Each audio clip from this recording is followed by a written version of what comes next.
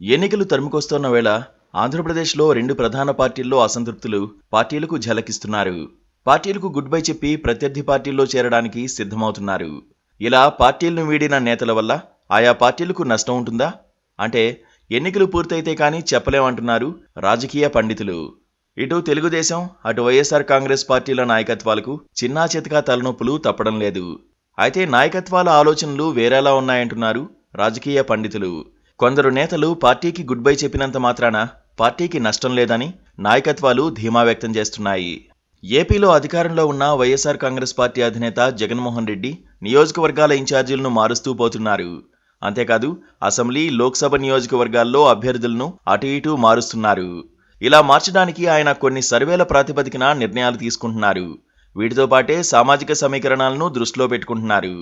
గత ఎన్నికలతో పోలిస్తే ఈసారి బడుగు బలహీన వర్గాలకు ఎక్కువ స్థానాలు కట్టబెట్టే దిశగా పావులు కదుపుతున్నారు జగన్. దీంతో సహజంగానే కొన్ని చోట్ల టికెట్లు ఆశించిన నేతలు అసంతృప్తికి గురవుతున్నారు. వారిలో కొందరు పార్టీకి గుడ్ బై చెబుతున్నారు. ఇలా గుడ్ బై చెప్పిన వారిని తమ పార్టీలో చేర్చుకోవడానికి టీడీపీ నాయకుడు చంద్రబాబు ఏమాత్రం వెనకాడడం లేదు. ఉత్తరాంధ్రలో అనకాపల్లి మాజీ ఎమ్మెల్యే, మాజీ మంత్రి దాడి వీరభద్రరావు కొన్ని రోజుల క్రితమే తన కుమారుడు అనుచరులతో కలిసి వైసీపీకి గుడ్ బై చెప్పారు. ఆ మర్నాడే చంద్రబాబు నాయుడు దగ్గరికి వెళ్లి పచ్చకండువా కప్పుకున్నారు. అలాగే రాయలసీమకు చెందిన మాజీ ఎంపీ సి రామచంద్రయ్య కూడా వైఎస్ఆర్ కాంగ్రెస్కు రాజీనామా చేశారు. ఆయన కూడా దాడితో పాటే టీడీపీలో చేరారు. గతంలో చంద్రబాబు నాయుడు వైఖరిని చీల్చి చెండాడిన ఈ ఇద్దరు ఇప్పుడు చిరునవ్వు చెదరకుండా చంద్రబాబు పార్టీలో చేరిపోయారు. దాడి వీరభద్రరావు చేరికతో అనకాపల్లిలో పార్టీ బలోపేతం అవుతుందని బాబు ఆలోచన. ఇక రామచంద్రయ్య రాకతో సీమలో బలిజ ఓటు బ్యాంకు తమకే దక్కుతుందని బాబు లెక్కగా చెబుతున్నారు.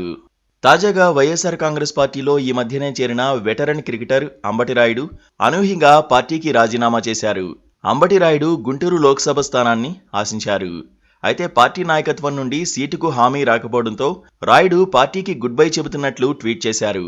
కొంతకాలం రాజకీయాలకు దూరంగా ఉండాలనుకుంటున్నానని ఆయన అందులో పేర్కొన్నారు. అయితే మరో పార్టీలో చేరతారా లేక స్వతంత్ర అభ్యర్థిగా బరిలోకి దిగుతారా అన్నది ఆయన క్లారిటీ ఇవ్వలేదు. అయితే అంబటి రాయుడికి గ్రామీణ ప్రజల్లో అంత జనాదరణ లేదన్నది వాస్తవం. పట్టణ ప్రాంతాల్లో క్రికెట్ అభిమానులకు మాత్రమే రాయుడు తెలుసు. మిగతా వారికి ఆయన ఎవరో కూడా తెలియదు. అంచేత రాయుడు వెళ్లడం వల్ల వైసీపీకి పెద్దగా నష్టం ఉండదంటున్నారు రాజకీయ పండితులు. ఇక తెలుగుదేశం పార్టీలోనూ లుకలుకలు ఉన్నాయి. అయితే టీడీపీ, జనసేనల మధ్య సీట్ల సర్దుబాటైతే ఆ లుకలుకలు ఒక్కసారిగా బయటపడే అవకాశాలు ఉంటాయి. ప్రస్తుతం విజయవాడ టీడీపీ ఎంపీ కేశినేని నానిని చంద్రబాబు నాయుడు పక్కన పెట్టి ఆయన తమ్ముడు కేశినేని చిన్నిని ప్రోత్సహించడంతో నాని అసంతృప్తితో ఉన్నారు. కేవలం పక్కన పెట్టడమే కాకుండా నానికి వచ్చే ఎన్నికల్లో టికెట్ లేదని ఇప్పుడే చెప్పడంతో దాన్ని నాని అవమానంగా భావిస్తున్నారు. ఈ కారణంతోనే తిరువూరులో చంద్రబాబు నాయుడు సభకు కేశినేని నాని దూరంగా ఉన్నారు. ఆ సభకు రావాల్సిందిగా రాజ్యసభ సభ్యుడు కనకమేడ్ల రవీంద్ర చేత రాయబారం పంపినా కేశినేని సభకు వెళ్లలేదు. చంద్రబాబు నాయుడు తనను వాడుకుని వదిలేశారని భావిస్తోన్న కేశినేని నాని తాను త్వరలోనే కీలక నిర్ణయం తీసుకుంటానని ప్రకటించారు. టీడీపీకి ఆయన రాజీనామా చేస్తారని ప్రచారం జరిగింది. కేశినేని నాని పార్టీని వీడితే ఆయన ఒక్కరే పోరు. ఆయనతో పాటు సన్నిహితంగా ఉండే మాజీ ఎమ్మెల్యేలు, అనుచరులు పెద్ద సంఖ్యలో టీడీపీని వీడే అవకాశాలు ఉన్నాయి. ఎన్టీఆర్ జిల్లాకు చెందిన మాజీ మంత్రి దేవినేని ఉమా పరిస్థితి కూడా సంకటంగానే ఉందని పార్టీ వర్గాలు అంటున్నాయి.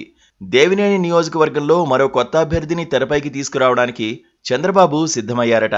దీంతో తనకు టికెట్ రాకపోతే దేవినేని రాజకీయ సన్యాసమైనా తీసుకోవాలి, లేదంటే పార్టీ అయినా మారాలి. ఎన్నికల నగారా మోగేసరికి 2 పార్టీల్లోనూ ఇలా రాజీనామాలు చేసే వారి సంఖ్య మరింత పెరిగే అవకాశాలు ఉన్నాయి.